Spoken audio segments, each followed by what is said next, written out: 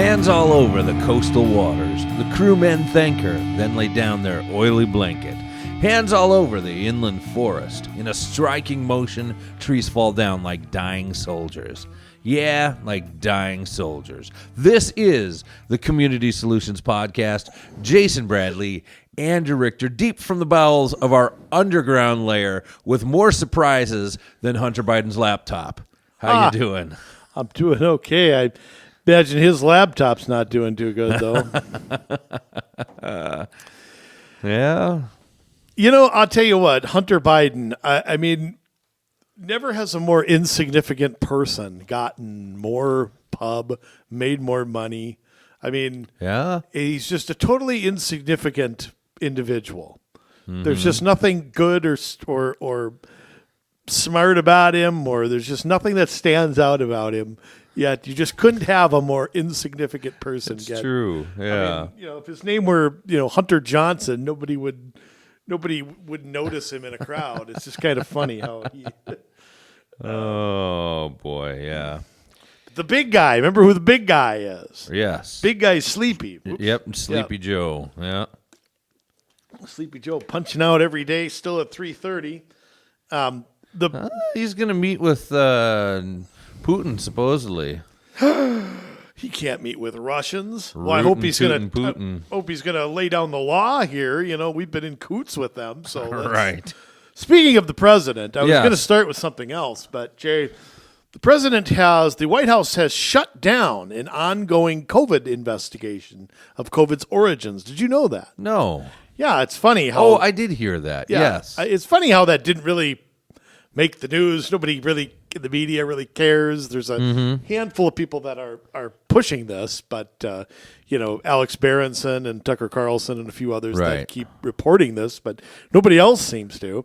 The State Department's Bureau of Arms Control Verification and Compliance had been doing an ongoing investigation for 4 months. This bureau is responsible for ensuring that countries like China are not stockpiling deadly bioweapons.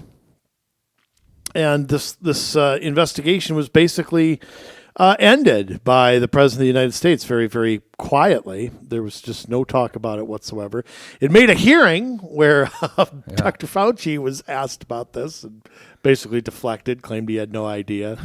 The National Institution of Health, according to him, was not consulted on it, which I find hard to believe. I mean, I find hard to believe that you would not finish an investigation, then not talk to the top disease expert on the face of the earth that's ever lived and will ever live. There is no, the president had announced publicly that he was going to, finally wake up and get to the bottom of what happened. And of course, we all know that's bull. He's not going to do anything. And I think that, and let me tell you something. Not getting to the bottom of it just leads to more chaos. It just leads to more alleged conspiracies, misconceptions. I personally believe nothing has been proven either way. Yeah. But if I had to guess, I would guess this did not come from a bat or a wildebeest or a panda bear or whatever they claim in China. Pangolin, yes. Yeah, whatever. I mean, I don't even know what that is.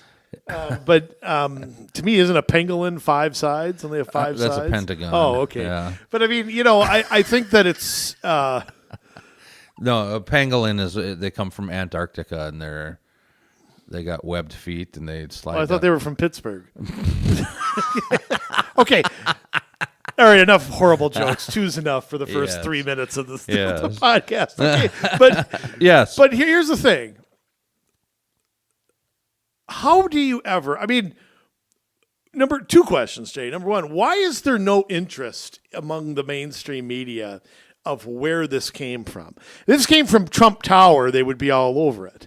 Okay, but why is there no interest in it? Why are there not? Remember that there was interest in the beginning. You heard a pangolin, a bat, something like that. And then after about 3 weeks, that reporting stopped cold turkey. And we've had literally not a care in the world as to where this came from since. Well, I think there's only so much that we're willing to do. I don't think there's political will there, because that means we'd have to press the Chinese for answers. And we're why not is it get. just us? I mean, why isn't everyone demanding to know? This has effed up the entire world. Look at India right now. Right. I mean, look at Western Europe. I mean, They're closer. Why don't they go march in there and get answers? I don't know. Are we talking to Putin about it? I mean, come on, Sleepy. What the hell?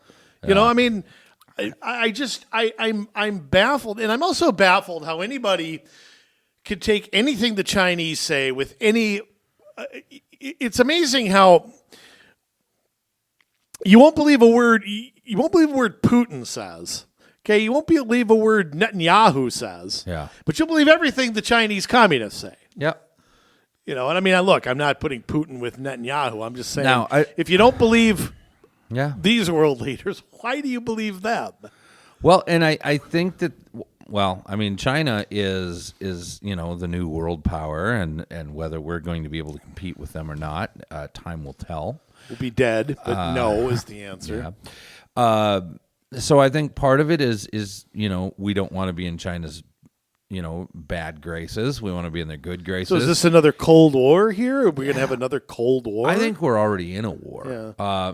Putin said back in what year was it, that the next World War will be fought with ones and zeros, and so we're already in that, where like the gas line, the Colonial Line, gets attacked by Russian hackers, and China's stealing all of our secrets, and they're trying to. Did you know, like with 5G, we're giving them to them. We're giving them to the Chinese. Right. Look at Zoom; it's a Chinese product. Yeah. Well, and I don't know if you heard about, like, China went and bought all of the PPE stuff from like 3M and all those countries, and then wouldn't sell it back to us or other countries. What's 3M's problem? I don't know. I don't Screw get it. you, 3M. Yeah. I mean, crepe. I mean, look. Hold on a second. Yeah. I mean, think about that company for a minute, and they decide to sell to a communist government. Yep. Over our own, our own doctors, nurses, elderly. I mean, I would have said, you know what? You screwed this. I don't care what the profits are. We'll make the money here. Go fly a kite. There's only so many companies that make that stuff. Right. Well, here's the thing. China bought all this up and then told all these other countries, well, we're not going to sell this stuff back, to you guys.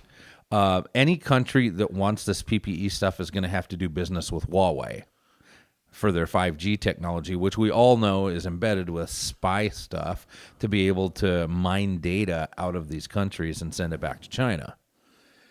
Jay, listening to you every week is just more and more depressing. No offense, but it's just, you're so depressing. Yeah. Well, I mean, you got 5G all over your phone, and you're telling me I don't know if I do. It still says LTE. Well, it doesn't say anything right now. I don't see anything. I'm on I don't wireless. know it's 5G. I'm on wireless. Is it really going to microwave my brain? Is it going to melt my brain like Darth Vader coming from the planet Vulcan? Is it going to melt my brain? I think you mixed your movies there. But no, that's Back to the Future. Don't you remember? Oh, yes. Oh, that's a line from Back to the Future. Yeah, that's right. You looking at Butthead?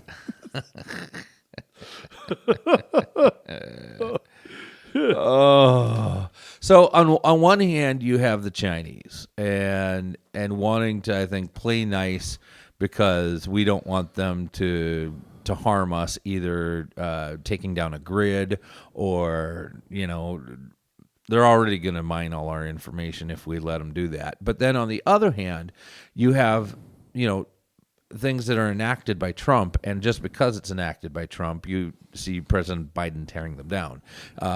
He rejected that one. He rejected President Trump had an executive order to just have a study to look into Rule 230 and how that might play out with the social media companies, and Biden canceled that order as well. Mm-hmm. Well, and again, I come back to Congress too. I mean, why didn't I'm not a huge proponent of executive orders. They have their place, but yes, why didn't Congress under President Trump move to do? Then the president, next president can't. Look, let's say Trump would have won and a Democrat would have won or somebody 4 years Yeah. later, they would have repealed it then. So, I mean, why doesn't Congress go, okay, hold on.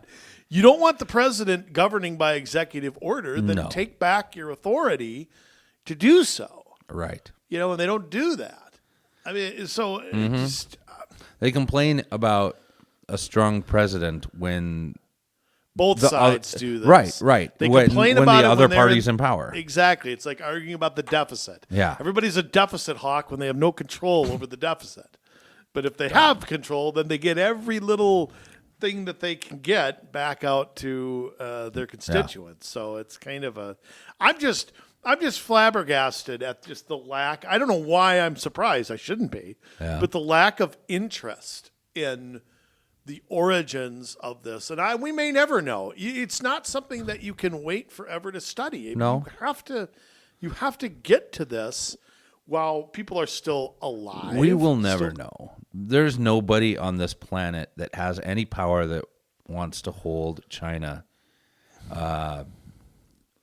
accountable There's things we for can what they've do. done. I mean, there's things we can do, from trade policy to. But we won't, because nobody has the political will. I mean, there are a handful, your Tom Cottons, people like that, probably Rand Paul, people like that have the political will to see this President done. Trump did it too, Ted but Cruz, yeah. Trump did, but he doesn't have power to do anything anymore. Yeah. So, as long as we have Sleepy Joe there, we're not going to have the political will to see this through. Well, we'll see if President Biden does.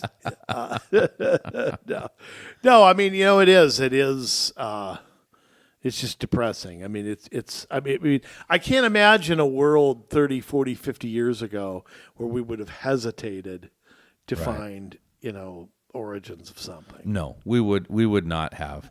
We would have come together as a country, and we would have come against our enemies united. I mean, like Chernobyl. I mean, we were a Cold War with Russia, but we found out what happened real quick. Sure did. It was not, I don't know. The thing is, you're right. We do have leverage. We're still a bigger world power than China is. I don't think for the moment. I don't think that will last. Like I said, I think we'll be dead, but I think they will surpass us at some point. Now, there are good and bad things about that, because the more they get away from a communist economic system, the better the quality of life for Chinese citizens and stuff will be. But do you think they can grip that communist government with a quasi-market economy? Absolutely. I mean, that's the whole point of what they're planning out. I mean, really, it ends up being, China is communist, and I think it will remain communist politically. I think economically, it's going to be more of an oligarchy, because of how things are going with the Great Reset and all of that, that you're going to have these businesses that are striking deals with the Chinese government to get favors. It's our businesses. Right. And so that's why they're gonna play by China's rules, and China's gonna allow it to happen because of all the money that it's bringing into the country and because it's crippling the United States. Absolutely, they're gonna allow that to continue. But they're not gonna release, and that's the thing. It's American companies that are going in there. They're not really paying the Chinese workers a ton of money. So, of course not. So the life labor goes where better the cost for Chinese is less. And it makes me jaded, though. I even look at things like they just upped the, they have no one-child policy anymore. They now allow 3, just as of recently. And I wonder how much one-child policy was there for a long time. And that was dark 50 stuff. years, maybe. Yeah. But now they realize, supposedly, that they've got to replace some of the population. I wonder how much of it's that, how much of it is bring in India. How much of it is to eat up dollars, if they have more kids, they'll spend more money, they'll still be poor. Oh, I'm sure there's an economic component to it. I mean, they'll give you the BS line that this is some altruistic thing, and human rights people who, will complain about anything in the United States are probably standing there cheering this, which China does not have an altruistic bone in their body. But it is a Cold War. It is a really. scary thing. I mean, I grew up in the shadow, and I know you did too, of the Cold War with Russia, not as an adult, but as a kid. Mm-hmm. And I mean, it was a scary thing. I mean, I know younger people kind of can't put a finger on that, but the constant, I don't want to say threat of a world war, but the possibility could happen, a nuclear war. China's a nuclear power. They are next to the United States. I mean, it is a Cold War. Yeah. I mean, here's the difference, though. Like you said, the Soviet Union didn't own our debt. Yeah. Okay. The NBA wasn't playing games over in the Soviet Union. Right. We boycotted their Olympics. I mean, now we're out making nice with them. Like, I don't know if they know where bodies are buried, or I don't know what it is. Our government's a disgrace. Yes. I mean, there's just no other way to put it. As are our businesses. Yeah, they're a disgrace too. The NBA's a disgrace. Disney's a disgrace. Disney's a complete disgrace. Complete. And I was the biggest Disney fan. I think Walt Disney is one of the most intriguing people. Yeah. You used to dress up as Cinderella. But they're not about that anymore. No. They're about owning their own part of the world, I guess. And they're not about things like that. No, when you go to their park and Snow White talks to you, deeper than this with a 5 o'clock shadow, there's a problem. Well, Snow White's gender fluid now. Remember, is that? Well. By the way, one quick thing, Jay. Yes. Minneapolis has lifted their mask mandate. Oh, it's about time. Amber Fry, the mayor there, St. Paul's following suit. Here's St. Paul's reasoning. Okay. Here's Melvin Catta. Let me guess, the scientific evidence. Oh. He never mentioned the S word. Really? I'm not talking about sustainability. He said that, and I'm paraphrasing because I don't want to look it up, that hard-hitting journalism here, because folks. Minneapolis is doing it, they're going to do it too. So it's good to know they're following the science. Why is it? Can I just ask a dumb question? I don't know if they'd be following the science if the mayor of Minneapolis' last name was Science. I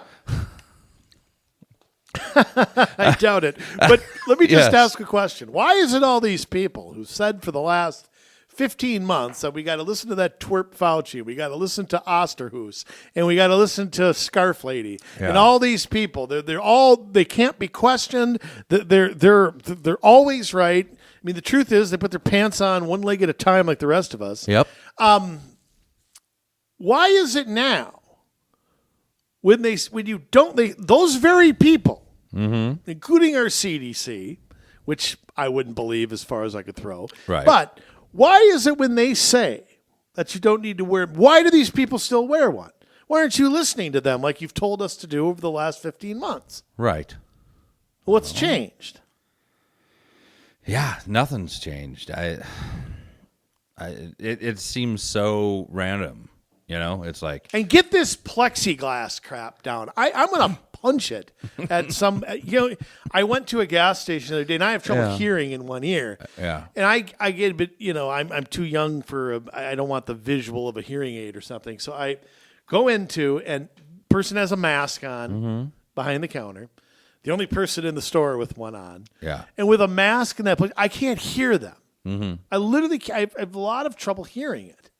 And I'm just like, how much? Huh? Well, just threw money. I don't know. I just threw money at them. Here, take my card. I can't hear you. It's like, come on. I mean, what point do those things come down? And quit masking your kids. Can I just say that? It's child abuse. It is literally child abuse right now to mask your kid. Yeah, almost as much as vaccinating them. I think nobody under 30 should get this. Look, if you're 70 or something, all right. Are you going to get it?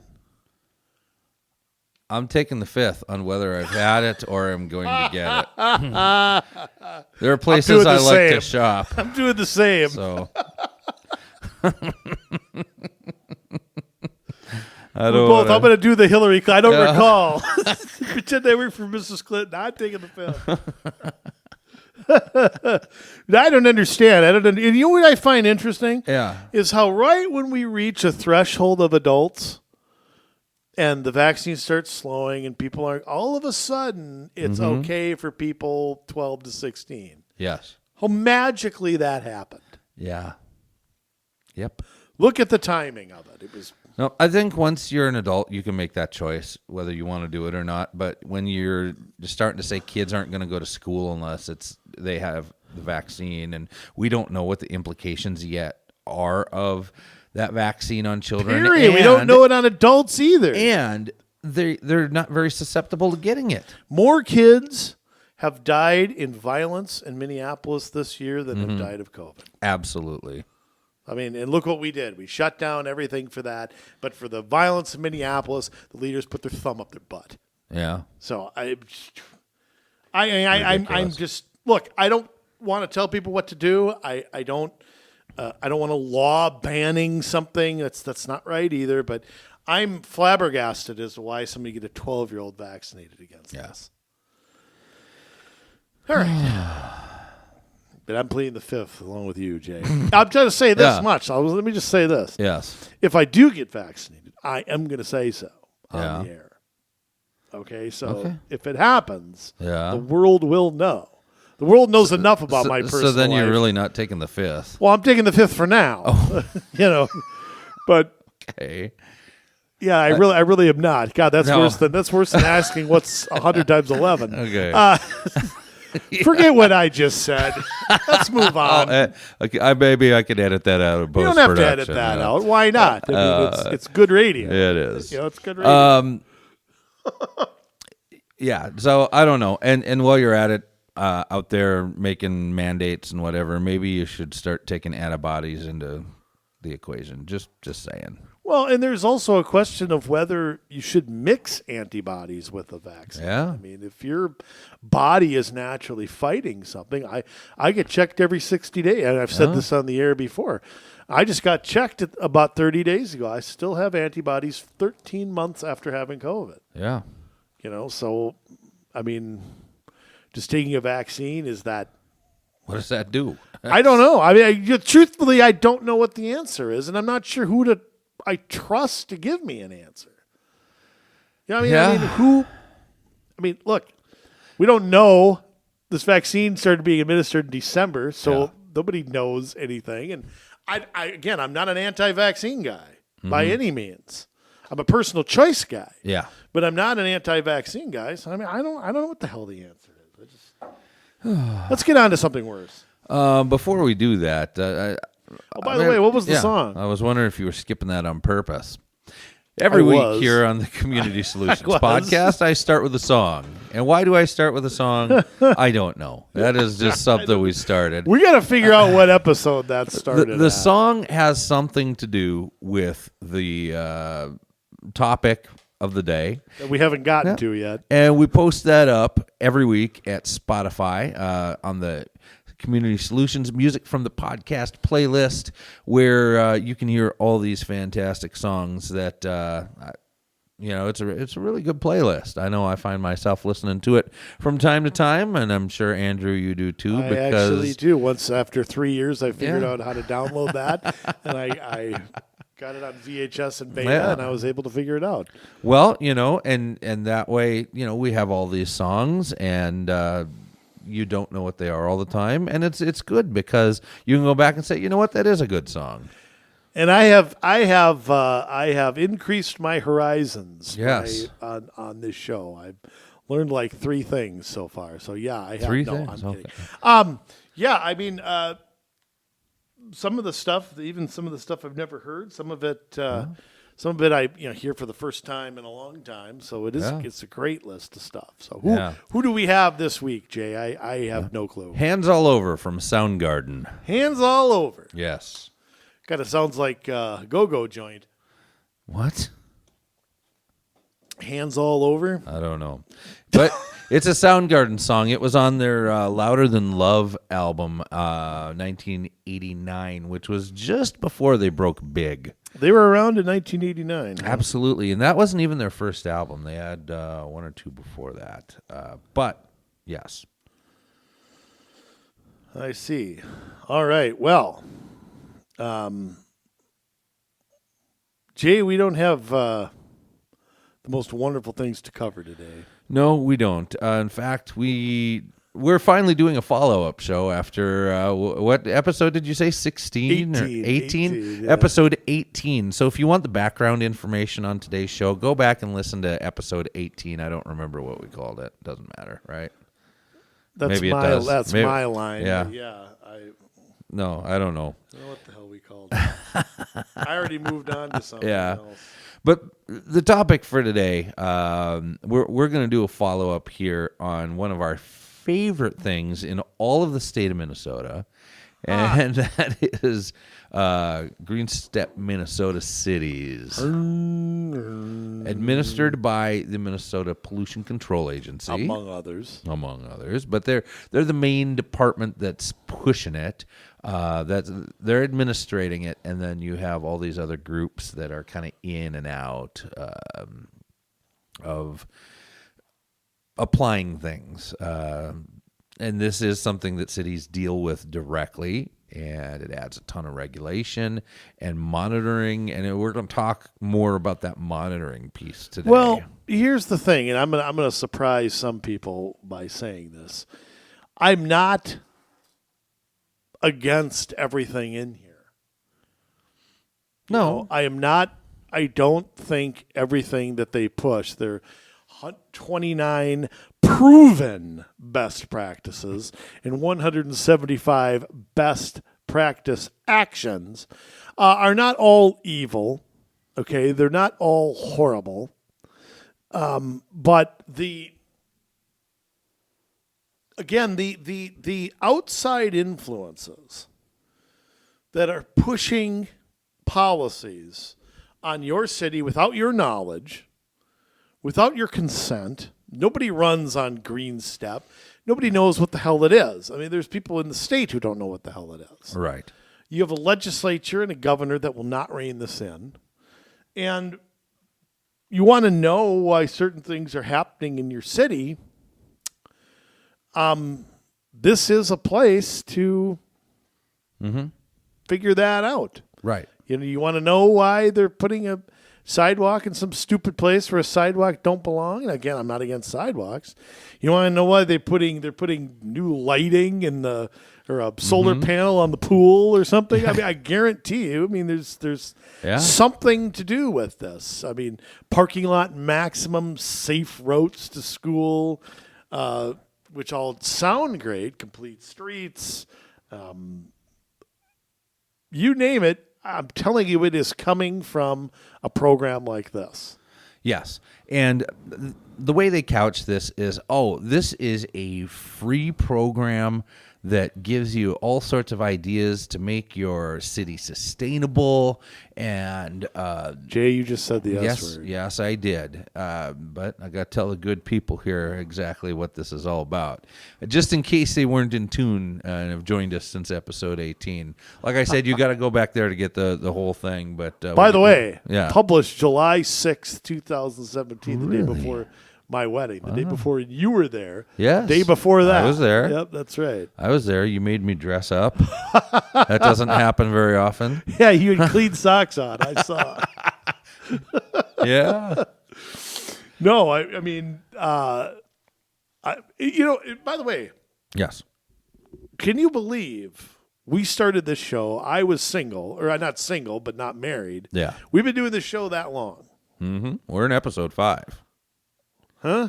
Yeah. Season 5. Season 5. Not Sorry. episode 5. Season 5. Oh, my word. We're at episode 8. Yes. So anyway. Yes. Green, so this has been around for a while now, and you and I have a long history with this. Yes. I'm sure we talked about it on the maybe we should have listened to it first, but I'm sure we did.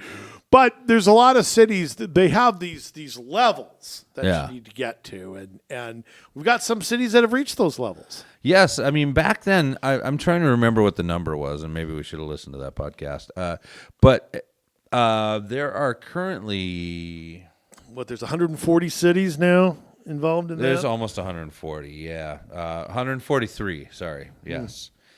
Yes, 143 cities have joined this. The the way what I was saying is they couch it as like a free program for you to get all sorts of resources and ideas and tips and to make your city more sustainable and to make it so that you can save energy and have fewer emissions and all this kind of stuff. And it's there's no pressure, there's no nothing. But by the way, you said Hackensack is a part of this now? Yes, Hackensack joined in April of 2020. Yeah, there's 313 people in Hackensack. Oh, my goodness. What are you doing, Hackensack? Hacky sack. Somebody gave them $20 or something, so they joined in. I don't know. What are you doing? Like your city isn't green already. You've got cabins and fishing, and you got more of that than you have city.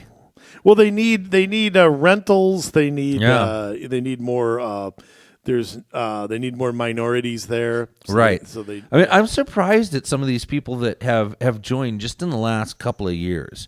Places that should know better. Perfect time to do it. Yep. Under the radar where nobody's going to know. Circle Pines, July 2019. That's a pretty conservative area.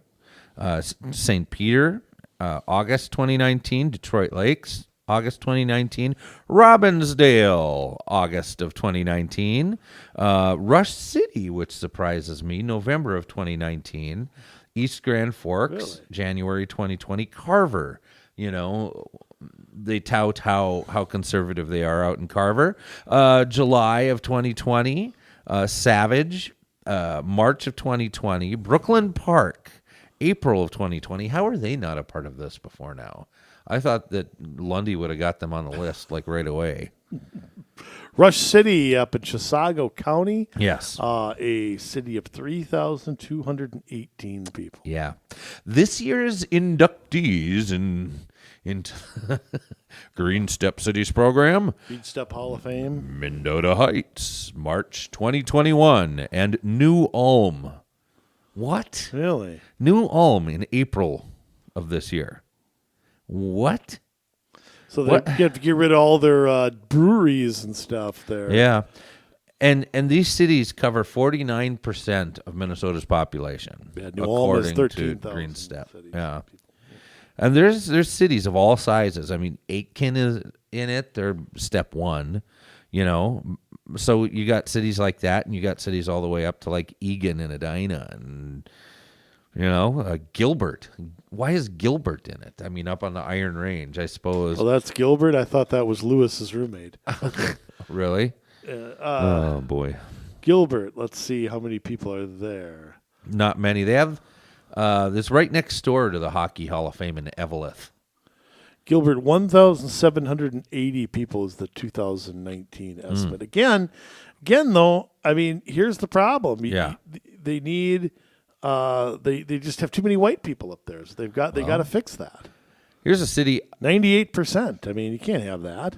Most cities in Minnesota, you say it and I go, yeah, I've heard of that. I might not know where it is. Here's a city I don't think I've ever heard of in Minnesota. Hewett. Hewitt. How do you spell that? Hewitt. They're on step 2 out of 5. You see, folks, there are 5 steps within Green Step. That's why they call it steps. Because it's Green Step. So level 1, you kind of just get into it, and 2, you complete some of the actions and best practices, and they measure this by number of what? What are you laughing at? Sorry, I'm not at you. Hewitt is in Todd County, north of Long Prairie. Okay, they have 256 people. I'm glad you're part of I this. want to call them up and see how many of them have heard of Green Step. Yeah. That are not on the city council. We could do a survey. You even of that have town a city in an council? afternoon. Do you even have a city council for 250 You people? have to. If you're incorporated, you have to have a city council. Just like townships have to have a township board. Yeah. Now, I don't know how many people they have, but I mean, they could be a city that size is not. They have a boss hog or something that runs everything. They're a statutory city, I would guess. Oh, I'm sure they don't have a charter. But their standard plan. If I were to guess, it would be standard plan, which means that they could have fewer people on that city council. It wouldn't necessarily be 5; it could be 3. So it runs more like a township type government, but it is incorporated as a city. So they have got. That is my guess. They've got 4. Well, they've got 4. They got a mayor, Jim Opelia, council member Don Fitzgerald, Councilmember Alice Melzer. Oh, geez, what a beaut. And Congressman. You can't double dip like that, can you? Councilman Alex Wigo. Now, here's something, too. Yeah. This Alex Wigo guy was on the Todd County Economic Development Director. The lady is active in the Historical Society.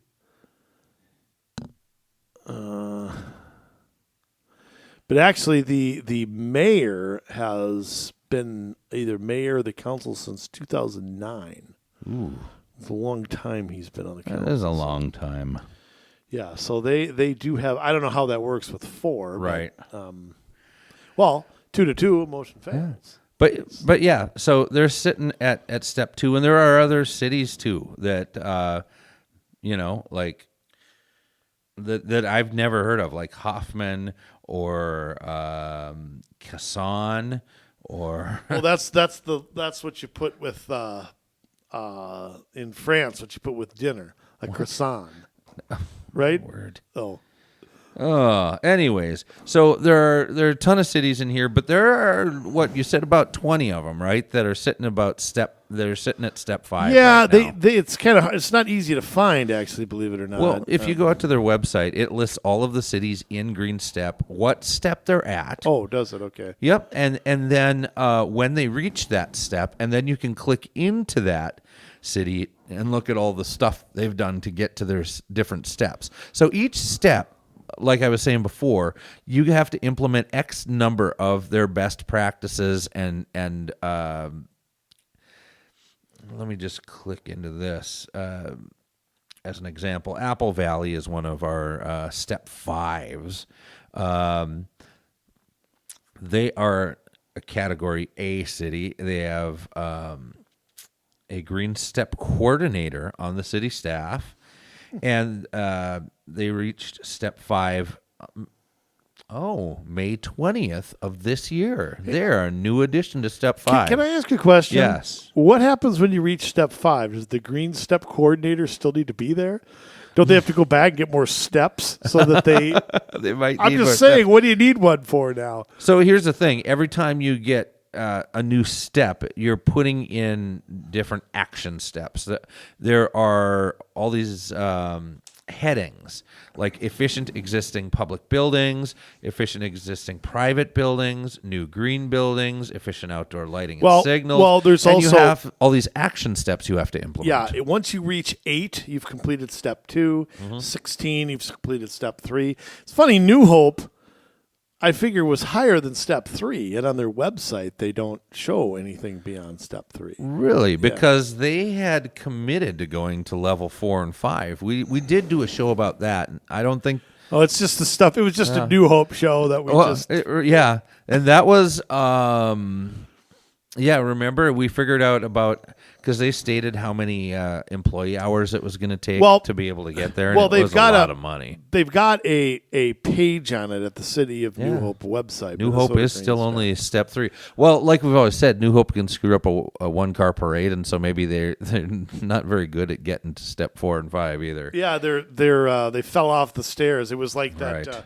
Price is Right game. You they fell off. But they do list a lot of what they did in steps 1 and 2, just to give people an idea. They implemented a complete streets policy. They safe routes to school. They got grants for that. We're not sure, doesn't say from who. LED lighting for city facilities, traffic, street lights. Bicycle parking requirements. Oh, goodness. So on and so forth. There's a few other things that are just too long to read. But step 3, they got 16 best practices. This was energy efficient technology, equipment, and building materials, a new computer power system, a solar energy system, regulating ground and roof, implement employee plastics recycling program.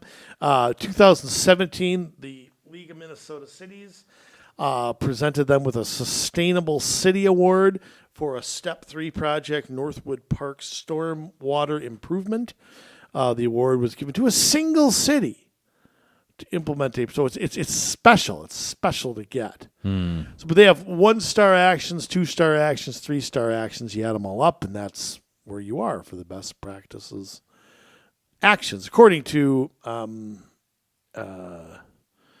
This is a few years ago because they say only 119 cities are. They haven't updated this. Either they haven't done them or they haven't updated this. Right.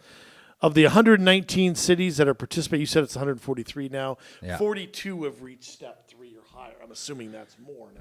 Yeah. Well, and let's just take a quick look. And I didn't mention now, once you get to step 4 and 5, these are special steps because it's not only the action steps that you're putting in, they count those and you have to have a certain amount. But once you get to 4 and 5, they start putting requirements on you and it becomes a lot less voluntary.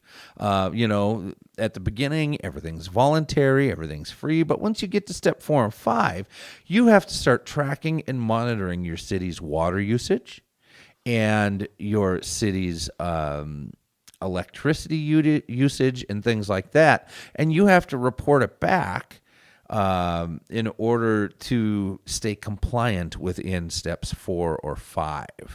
And so it's a lot more onerous. It's a lot more, I would say, invasive in order to do that. And the cities that are doing this, I mean, we mentioned Apple Valley is step 5. Bloomington, step 5. Burnsville is step 5. We have Duluth at step 5, Eagan, Eden Prairie, Edina, Elk River is at step 5, Falcon Heights is at step 5. Golden Valley, our friends there, of course, are at step 5. Minnetonka's one. Hutchinson, Invergrove Heights, Isante's at step 5. Jordan's at step 5. Let's see. Matamidi at step 5. Maplewood is at step 5. Minnetonka is at step 5. Morris is at step 4, which is really close. New Brighton's at step 5. Nisswa, why is that at step 4? North St. Paul's at step 5. Northfield, Oakdale, Red Wing. Well, no surprise there with those crazy people. Rochester. Nisswa, a town of 1,970. Yeah, and they're tracking and tracing all their emissions and water usage and energy usage. What? Which is hard to do in a place like that because you're in Crow Wing. You got a lot of septic tanks and you got private wells. Yeah. I mean, they've got to have those. I'm sure they do. I'm sure they do. I grew up with one in Duluth. I grew up with one capped. Yeah, well, Yeah. I bought a capped one, not knowing it was capped. Yeah. Yes. Roseville, step 5. St. Anthony, step 5. St. Louis Park, of course, step 5. St. Paul, step 5. Jay, yes. before you go on here, I want to say something. This is the hard-hitting reporting that you'll see on this. I looked up Minnetonka this afternoon, and thepatch.com has a headline. This is from September 10th, 2020, so last fall. Yeah. Minnetonka is one of the just 20 communities to reach the highest step of Green Step. And they have a little blurb on how they recently did this. Step 5 cities have blah, blah, blah, blah, blah. And go to Minnetonka MN Green to learn about their efforts. There, that's it. Wow. That's some hard-hitting reporting on that what's is hard-hitting. happened in Minnetonka. I mean, how in the world citizens don't know about this when and even on their own website, they have very little about it. You have to click a bunch of links to get over it. Even then, it doesn't really give a true picture of what they've done. I mean, it's a lot of solar stuff. They have a sustainability commission that the council established last year to go even further. Yeah. But there's nothing really about that. They have an energy action plan. So there's a lot to it. Well, the only other two cities at 5 are Shoreview and sorry, I lost it there. Woodbury. So, And actually, largely, they just have back to Minnetonka, largely they just have a link to go to the Green Step page, and that shows all of the wonderful stuff they've done. Sustainable purchasing. yeah. They've set minimum sustainability standards to reduce the impact of your concrete, asphalt, roadbed, aggregate, and other construction material use.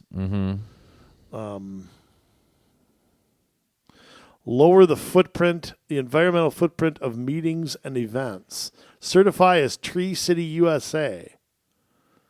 Adopt an ordinance. Hold on a second. Some of this is kind of vague. Yeah. But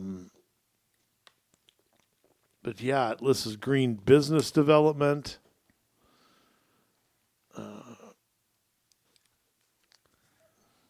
So I mean, it's quite large. They have 29 actions here listed as what they have done ever since they joined. And it doesn't say when they joined on here. Right. Who cares? Doesn't matter. But they just achieved step 5, like I said, last year. So Yeah. they had to have been doing this for quite a while. Well, yeah, I'm sure. And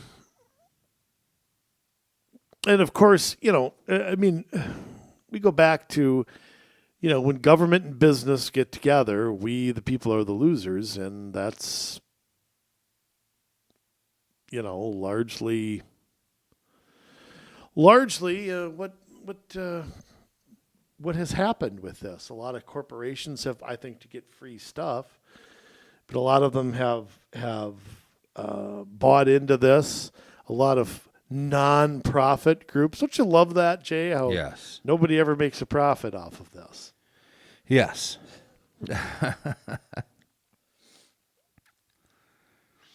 Great Plains Institute. Yes, I was just looking at that. BetterEnergy.org. They have a whole thing on green step cities because they're working with the Minnesota Pollution Control Agency. Great Plains Institute is a nonprofit group that takes all of this environmental stuff way too seriously. They talk about what it takes to go from step to step here. There are 5 levels. Step 1 is commit to working on implementing sustainability best practices through a city council resolution.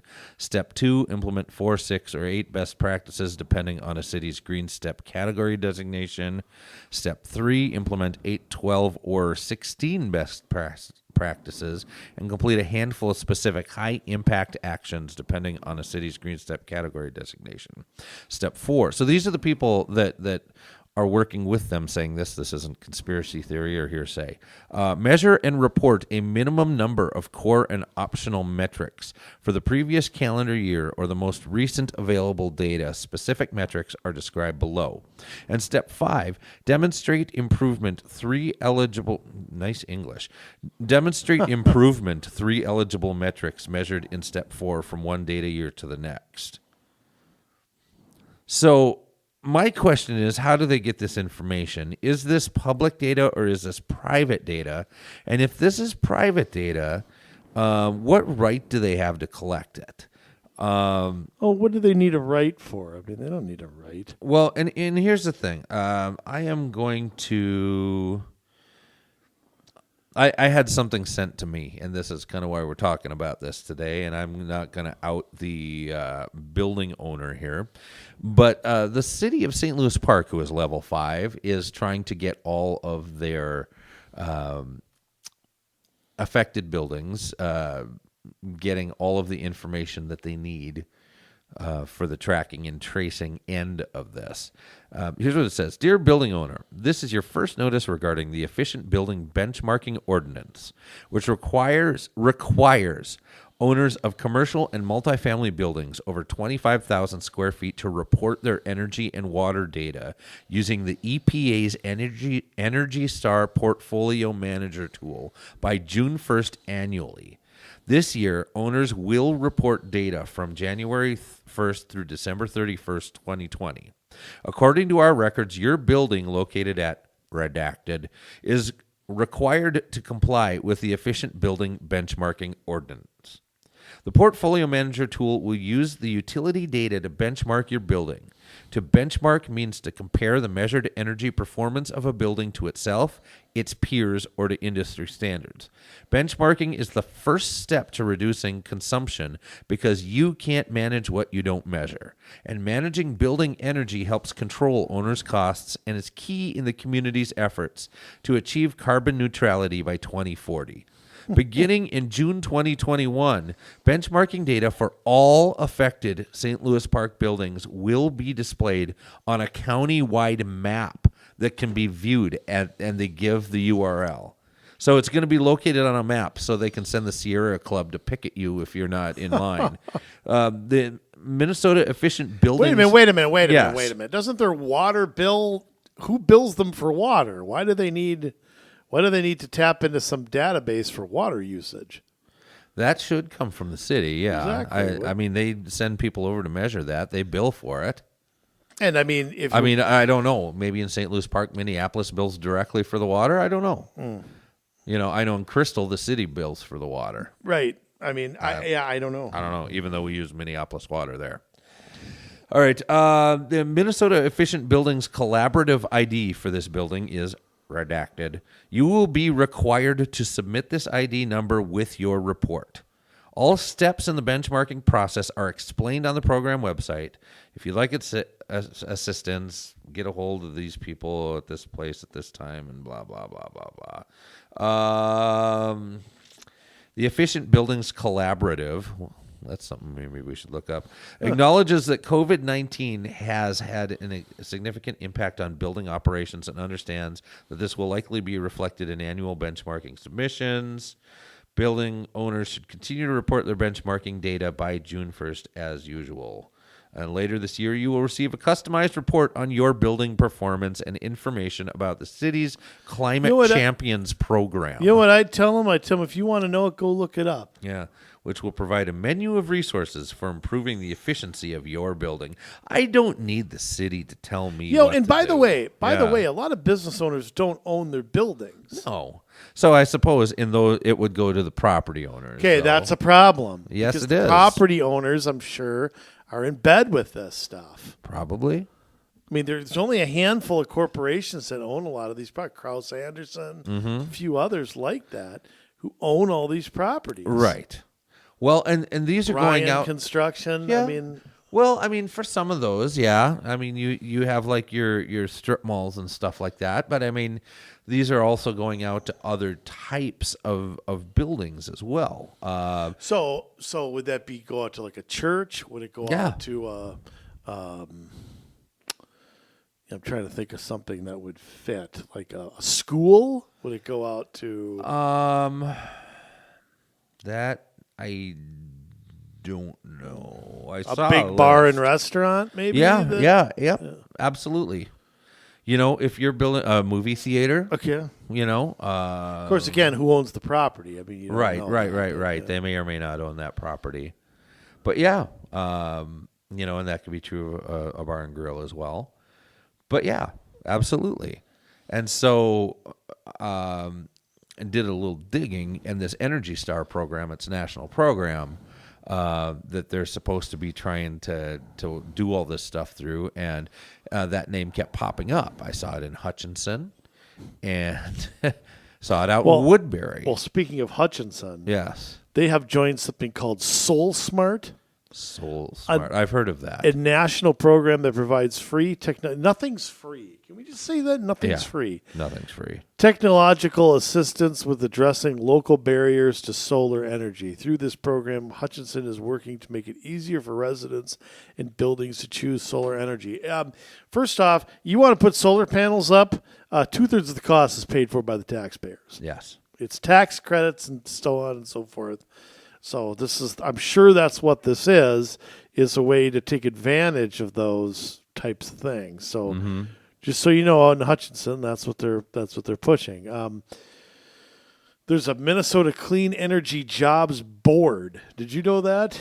No, not previous to this podcast. I did not. Yeah. There's I wonder if they have lunch once in a while with the U.S. Green Building Council Probably. Minnesota chapter. Probably. I mean, the Green Building Council is a worldwide 501c3. Oh, good. This is what we need, more international regulations. At the city level. Well, Hutchinson has a whole page where they brag about what goodness. they've done. 30 acres of city parkland converted to prairie, saving fuel and expanding wildlife habitat. I do like to brag about their liberalism out there. 36 years as a member of Tree. What is Tree City, USA? Oh, you got to plant X amount of trees and I don't know. They received a bronze bicycle-friendly community award by the League of American Bicyclists. Mm-hmm. Only a bronze, though. They've changed their street lights. They're part of Energy Star. Yeah. Implemented complete streets, promoting alternative modes of transportation. They have a composting program. They've had a reduction in gas and electric use, which they say from 2006 to 2014. I wonder what has gone on since then. That isn't really that hard if you buy more fuel-efficient things, which people should look into doing. Mm-hmm. And again, I mean, is everything in here evil? No, that isn't what we're alleging. It's the pushing of these things from all of these 501c3s, from all of these billionaires who have their own empire, from all these government agencies, taking the character out of your city and making you a cookie cutter with everyone else. I mean, the idea that life in Hackensack and, life in Duluth are the same thing is part of the thinking that's wrong here, that there should be a city could have character. They should make up their own minds. If the residents want to have a sidewalk and they want to use it and maintain it, but it should come from below, not from above. Right. And I think that's, and again, I mean, all of the entities, Jay, that are pushing this, the national along with the local. Well, and you're right about that. Energy Star has this whole list of why you should get involved with this program of theirs. And they have all of these lower operating costs, really. Well, maybe it was some things if you're using LED lights instead of incandescent lights. Yeah, maybe. More marketable. Really, your business is more marketable if you're using green technology. Sure, you got to report everything to the city. Right. Reduced greenhouse gas emissions. And lease to federal tenants. If you want to lease your space to a federal tenant, your buildings must be Energy Star certified. There's a racket, huh? Executive Order 13514 mandates that federal agencies may only lease space in Energy Star certified buildings. I didn't know that. Yep, there's a racket for you right there. Better get a hold of the RICO statutes. What was the order again? Executive Order 13514. Higher rental rates. According to a CoStar Group study, rental rates in Energy Star certified buildings are $2.40 per square foot higher than similar buildings. So don't go rent from an Energy Star building if you're looking for a lease. You found the executive order? Yeah, something about that, though. Yeah.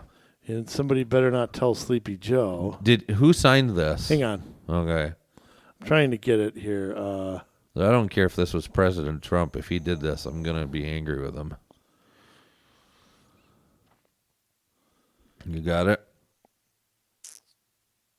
President Obama did this. Figures. It was revoked.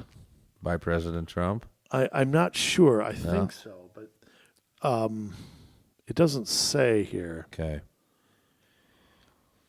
It was revoked by President Trump in 2018. That is why he was awesome.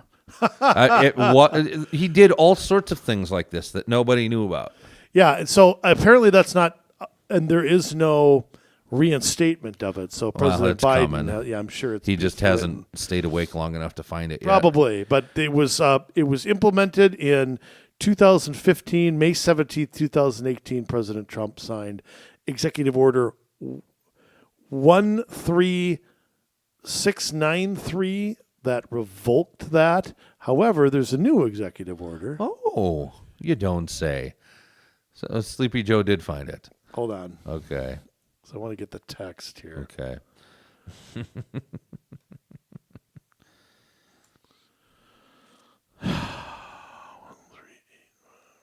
You know,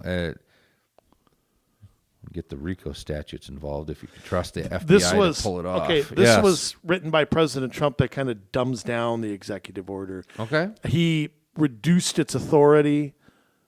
He issued this one in April of 2019. Okay. So I think it's more of a. I mean, first off, this is one page. The other one was 4. Yeah. So I think it was. I don't want to read it all, but the text of what you said was revoked. President Trump might have written a new one to give some direction to the Energy Department, but the text of what you had said was okay. removed That's by good. President Trump. That's good. See, we're all about giving you the truth and the hard-hitting reporting here at Community Solutions. Yeah, you won't find that in the patch.com. You're not going to find that in the Star Tribune. Increased asset value, manage risk when developing properties, hedge against future mandates. Really. So numerous cities and states have passed legislation containing energy efficiency mandates for commercial new construction projects and existing buildings. That's the Green New Deal right there, going and retrofitting existing buildings and putting these on new construction projects. Yeah, I want to say something, though. That's been going on for a long, long time. The U.S. Green Building Council has been pushing that for almost 20 years. Yes. It has some cities, counties have put new rules in with like grandfather clauses that you can't build new construction unless you do some of those things. Target Field was one of them, by the way. So it's been around for quite a while. That is part of the Green New Deal, which kind of makes it mandatory for everything. But the whole idea of either, quote, incentivizing those changes or outright making you change them, that's been going on really since the 90s, really since Agenda 21 and the whole sustainability effort. So that's, I mean, I wish it were something that just started last week. But right. No, and that's why they say this, hedge against future mandates. So the vast majority of these regulations have been going in, incorporate Energy Star and designed to earn the Energy Star. So as long as you do what they tell you to do, hey, don't worry about it. You'll be in compliance. It's voluntary when you do what they say. Yeah, right. Exactly. It's voluntary until it's not. No cost. It doesn't matter Never if it's good. Oh, no. All those new light bulbs, all those new police cars. No, tearing up a parking lot and restriping it. New heaters and air conditionings in buildings, new solar panels. New windows. No cost at all. No cost. It's all free. Well, it's all free because it all comes from the full faith and credit of the government. And they do have grants. A grant, which is tax dollars. Right. And they're working with one of our favorite conservative organizations, the Minnesota Chamber of Commerce, as well on this. No surprise there. Yeah, no surprise. Instead of standing for something, it's how can we get in on it? Well, the Chamber of Commerce just endorses whatever's popular. Right. And if I think a lot of businesses are doing this to either get free money or they think that's what their consumers want. They think their consumers are going to feel good or they don't want to get picketed. They don't want to be on a naughty list. I don't think it's, solar panels at Walmart. Paid for by taxpayers. Right.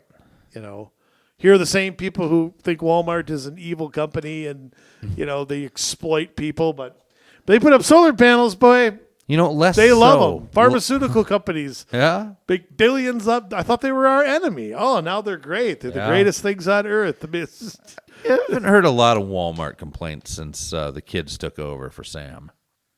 yeah, I really don't shop there. Yeah. I'm not a Walmart fan for reasons other than that. I am just, Yeah. I'm just not. I'm kind of a loyal, having worked at Best Buy for a long, long time. Yeah. And I like Target. So, I mean, I don't like all their I political try to stuff, do Mills but Fleet Farm when I can. I do them. Yeah. That is the greatest store ever invented. Ever. I think Hands down, it is one of the best stores ever. I know. I know how a woman feels in a department store because I feel the same way when I go to Fleet Farm. So I want to buy some manly stuff. Makes me want to buy things that I can't even use, like horse saddles and tractor parts. Yeah. It's amazing. Spurs. Yeah.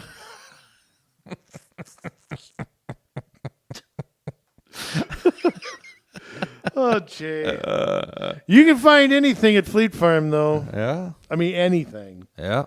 I find excuses to go there. Yes. Like I started getting our dog food there because. Oh, yeah. I used to Fleet buy it Farm. there. You know what the greatest thing though are the big bags of like peanuts and Yes. candy. And, Yes. But if you walk down if you go to the one in Brooklyn Park and you walk down where the fishing, camping stuff is, I could literally live over there. Yep. I could live there. I know. So they got anything you could think of. They have.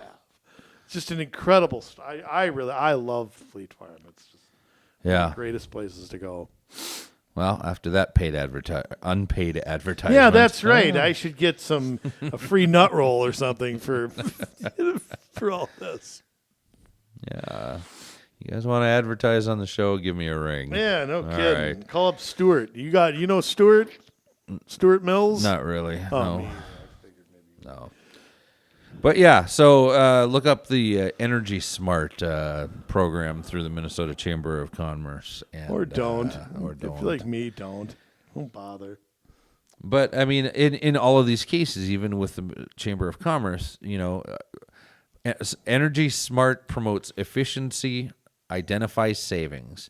Really, because in my estimation, these green technologies are still super expensive because they haven't been worked out. They're still so new, and most of them don't work for nothing. And there's other problems too. When Yeah. you have the government subsidize something, Right. there's no incentive to lower the price. I mean, if I own solar panels Yeah.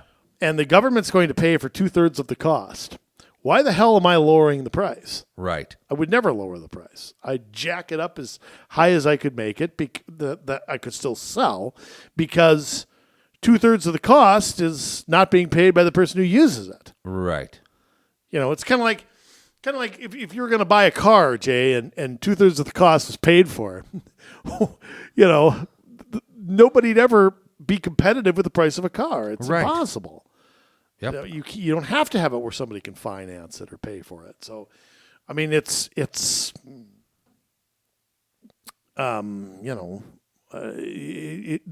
why, and that's the other thing. It just doesn't. If you're not out in the free market and supply and demand isn't setting the price, then you're never going to lower it. So maybe solar panels, and they also lose their innovation. It's like Henry Ford trying to lower the price of a car and came up with the assembly line. Right. Solar panel manufacturers are going to say, well, we're living high on the hog here. Yeah. We don't need that. No, it's true. Yeah. I mean, the Great Plains Institute, which has been involved in this for a long time too. I mean, they're just another monster of influence. And here's another thing. Why isn't it? And by the way, you'll be glad to know they're an organization of experts. Yes. Experts. Why is it that none of these people ever talk to individuals? Yeah. Why is it that all they do is talk to government? Well, Why doesn't the Great Plains Institute make a presentation at the state fair or something? Why are they always? They're always at. They're always at. City Hall trying to force them to do something, but Yeah. they're never talking to anybody else. Yeah, I don't know. And that's the thing. Yeah, they do that kind of thing, but just if you think this is a Minnesota thing, and this Energy Star is a national thing, whether they're the ones pushing it or they're in on it we know because we've done the research that the EPA, the federal EPA is in on this, and it's using Energy Star to push this stuff out to the states. If we look at a map on energystar.gov, it's a gov website. States with benchmarking policies: Washington, Oregon, California, of course. I'm shocked. Oklahoma, Virginia, Delaware, and Connecticut. Connecticut. Yes. States with voluntary programs. We have New Mexico, Alabama, Ohio, Pennsylvania. And then you have states that have voluntary programs and benchmarking policies. And with that, you have Michigan, New York, New Jersey, and Texas. And then there are a number of cities across the country that both do and don't fall into that, with voluntary programs, benchmarking policies, or both. And so you got like Reno, Nevada, that falls into that. Of course, L.A. and San Diego and San Francisco, Oakland, San Jose, and of course you've got Portland. Seattle's never far behind. Salt Lake City, Fort Collins, Boulder, Denver. Fort Collins, the great place that started organized garbage hauling. Yes. San Antonio, Dallas, New Orleans, Knoxville, Tennessee. I've been through there. Yeah. Atlanta. Hotlanta. Yes. Louisville. Yep. St. Louis, Kansas City, Des Moines, Minneapolis, St. Paul. They also have... They don't have them listed there. That looks like it would be Edina and St. Louis Park. Even though they're not labeled, that's kind of where those markers are sitting. You have Chicago and a couple of their suburbs. You have Columbus, Ohio, Pittsburgh, Philadelphia. I mean, it's all over the place, so I could list all the other cities up and down the East Coast, but nobody cares. There is one in Florida too, Orlando, or it looks like a suburb of Orlando, maybe, that has that. So yeah, it's all over. My point in that is just yuck. My point in that is that no, Minnesota did not come up with this. This is yet another coordinated activity across the country to try and pull all of the states locally, city by city, if they can't get the state into these regulations. Well, it's hard to get the state into doing that. Yes. Because the state would have to enforce all this, and they're not going to do that. So, right. I mean, the best thing to do is to get or bribe, or however you want to call it, local governments to do it instead. So, I mean, to be continued, unfortunately. I mean, Jay, we say every week, that this stuff isn't going anywhere. And, yeah, I mean, it's just, how do you shoot at all these targets? I mean, the only thing you could do is organize at the local level and, keep them out. I mean, that's pretty much it. That's it. Elk River at level 5. We're going to have Garrett in to have a conversation about that. I know he's not a part of making sure that happens. I know him well enough. And I'm sure steps 1 through 4 probably predate him on the council. I'm sure they probably do. And you want something else I wonder? Mm-hmm. I wonder if it's presented to the council as step blah, blah, blah. I wonder if they know half the time what they're voting for. Where this policy originated, or I just wonder a little bit if it's fully transparent. I mean, I don't know the answer, but and like I said, not everything is evil. That's the thing that we've kind of got to take a step back from. Like we've always said, you don't need to belong to a club to put this stuff in. You never have to. No. Instead, and we've also called this the local cap and trade club. I mean, it acts that way for sure. Yeah. Step 4 and 5. They attained 4 and 5 both on May 20th of this year. Oh, okay. Yeah. Well, then we will have to talk to him about it.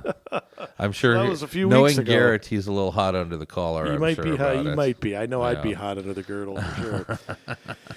Well, Jay, I mean, on that note, once again, there's give you as much information as we can. We single out a few cities and communities to keep your eye on. You can go to the Green Steps page at the Pollution Control Agency. Yeah. And see if your city's on there. If they're not, they're probably getting bothered to join. Yeah. And you want to take steps to prevent that from happening. Well, you need to get involved. You need to run for council. You need to quiz your city staff and so on and so forth on these policies. And, right. Now, here's the thing. You would think, being a government agency, they've got the consultants on this, and they make it really trendy and make it so that it looks good and you can find it easy, because it's such a great thing. I mean, why wouldn't they want everybody to know this instead of just government people, right? Here's the website, greenstep.pca.state.mn.us. Yeah. They apparently do not want you to find this. So you can either type that in or you can Google Green Step Cities, Minnesota. You're able to find it, and then it does have a list of all of the cities that are in this. You can find if your city's in it, what step, what action steps they put in place in order to get to that step. And if they are 4 or 5, you can dig into their benchmarking a little bit, but you may need to go to the city and inquire of the city clerk for any of the ordinances and meeting notes around the benchmarking. Yeah, and I often remember this. A lot of this is done in work sessions. Yes, they'll pass a resolution at a council meeting, but of course they've already talked about it. They already agree. They've already, you know how that goes. Yes. So it's if you're going to a council meeting, it's probably too late. It's probably you probably missed it. Unfortunately, that's just how the system works. That all that stuff's done beforehand. All right, Jay, it's that time again. Oh, good.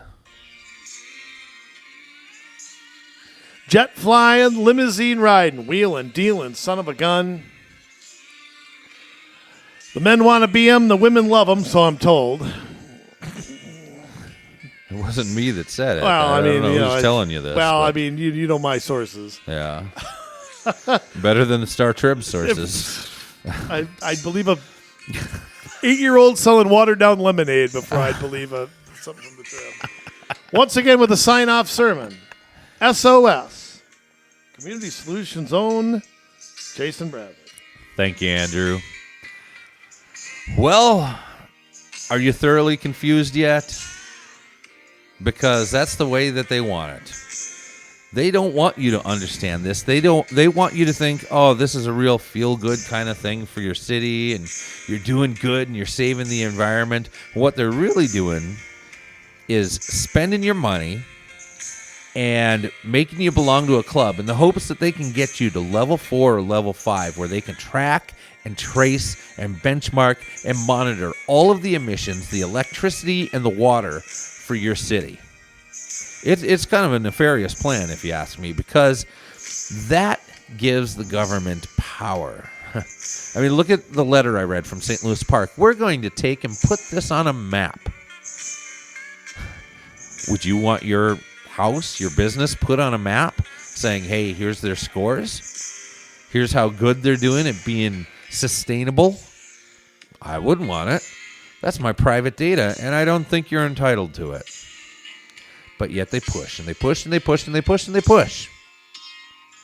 And they're not going to be happy until they get all of this information, And we see it with the Green New Deal. The retrofitting of buildings, all of this stuff that comes down to the local level and works its way into our ordinances, and we're not able to get permits. We're not able to have inspections passed unless we do all of these things that they're asking. It's expensive. It's inhibitive. And but yet this is what the power structures of the world are pushing toward. So what can we do about it? I mean, it makes you want to just throw your hands up in the air and walk away and go, well, I guess they win. But they don't have to. They don't have to. There are forces at work that seem to work against the very essence of what's best for mankind. I mean, we didn't cover this. There's a Minnesota statute, 216B.241.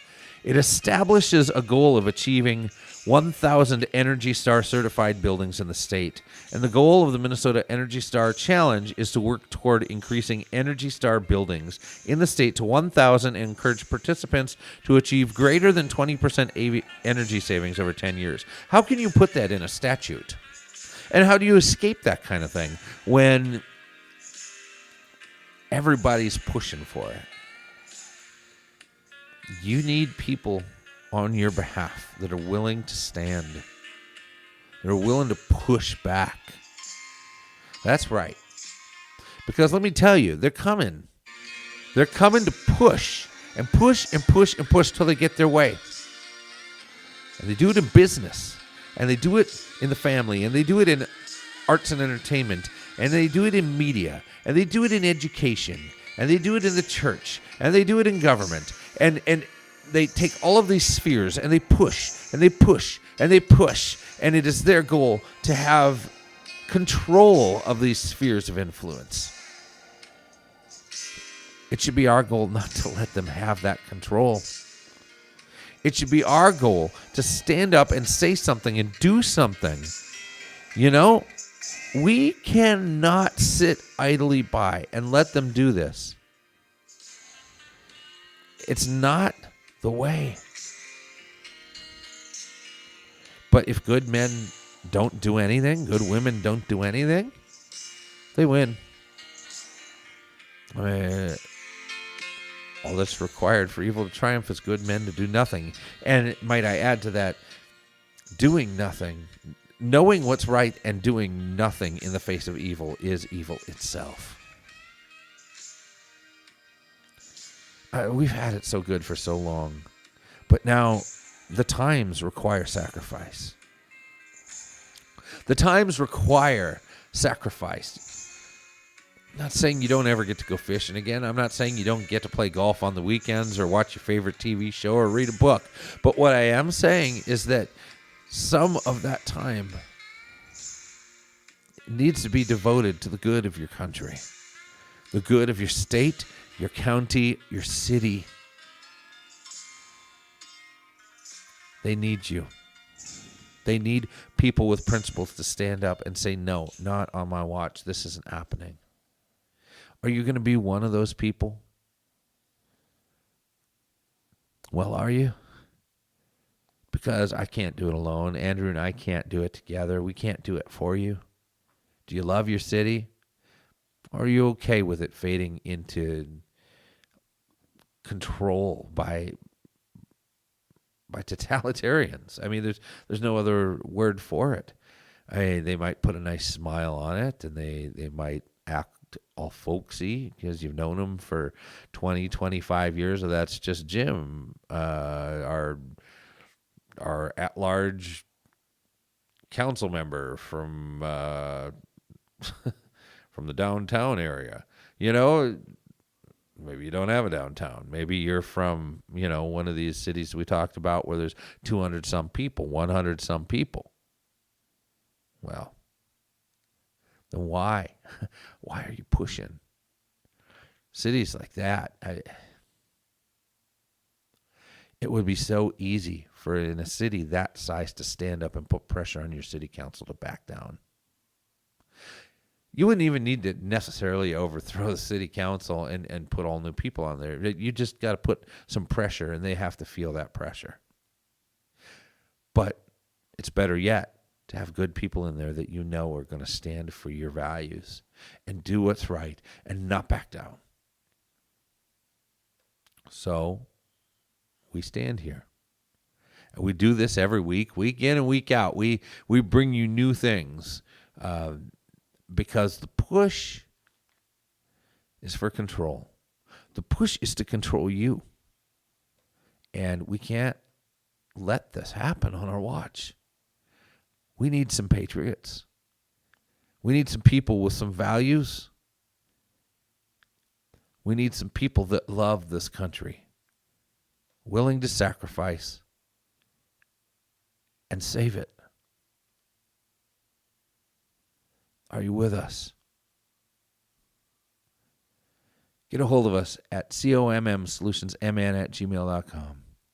That's commsolutionsmn@gmail.com, and let us know what's going on in your city. Are you a Green Step city? Do you want to know how to overthrow that?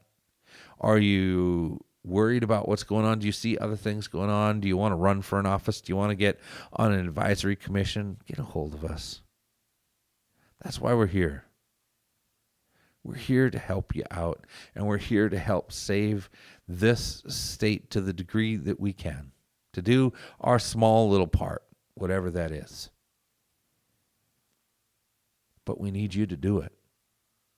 We need 20,000 of you to stand up and say, we're sick and tired. Sick and tired. All the way from International Falls down to Albert Lee, all the way from East Grand Forks over to Winona, everywhere in between. This state is not lost. Heck, this metro area, these cities around Minneapolis, St. Paul, they're not lost. Not until we decide that it is lost and we give up. So who's with us? The time has come. If you're on the fence, it is time to get off the fence. If you're still not convinced, go to the websites that we talked about today.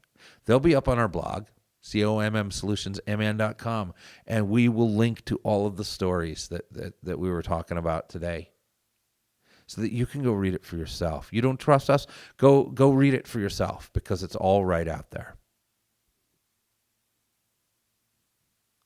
We need you. The more and more people are waking up to things like critical race theory in their schools, to the levels of debt that are being accrued in schools and cities and counties, these type of policies that come in and are harmful. Let's wake up together. Let's stand together arm in arm. But we need you. We need you to tell your neighbors, and we need you on the battlefield with us. Why? Because we love you, Minnesota. But now it's your turn to get to work.